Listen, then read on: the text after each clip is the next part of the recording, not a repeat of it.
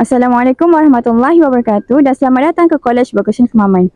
Hari ini merupakan hari pendaftaran bagi pelajar baru CJ Vocational bagi tahun 2026.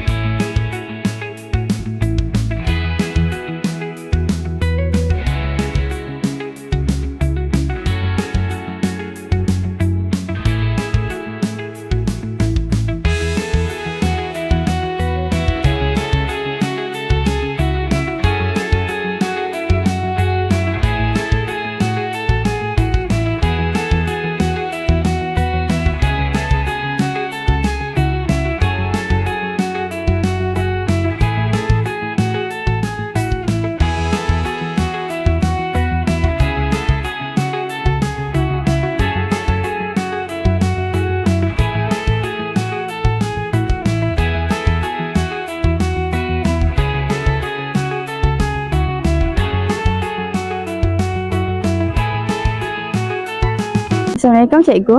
Waalaikumsalam.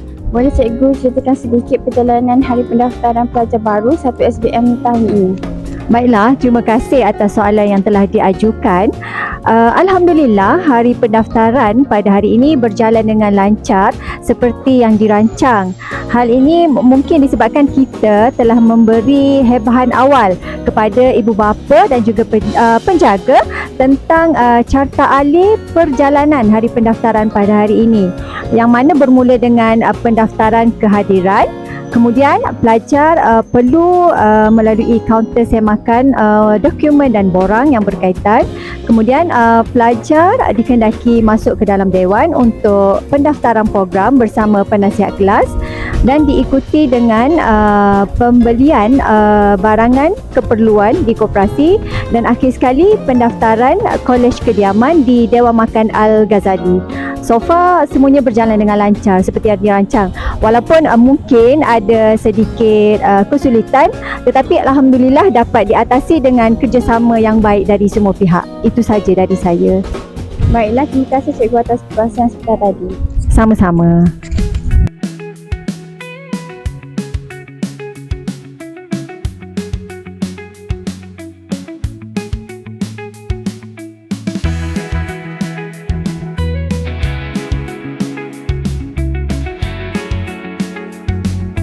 Assalamualaikum Tuan. Waalaikumsalam warahmatullahi. Apakah perasaan dan harapan Tuan apabila anak Tuan dapat belajar di College Vocational Kemaman? Perasaan tu rasa gembira lah kerana terpilih daripada pengambilan daripada 700 ke 800 orang tu, 200 orang lebih tu terpilih. Jadi anak saya tu kira terpilih lah daripada 200 lebih tu lah. Saya punya harapan tu kalau boleh anak saya tu kalau boleh dapat belajar dengan baik lah. Kalau boleh sebab saya pun ambil bidang yang dia ceburi. Saya punya anak ceburi. Saya punya bidang sektor pekerjaan tu sebagai penyelia bangunan. Kalau boleh saya punya anak tu nak upgrade lah daripada saya tu sebagai penyelia. Kalau boleh dia tu sebagai engineer lah untuk perancangan akan datang lah. Macam tu je. Terima kasih Tuan. Okey, sama-sama.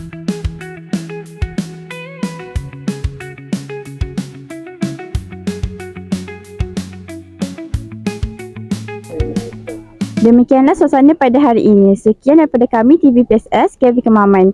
Assalamualaikum warahmatullahi wabarakatuh.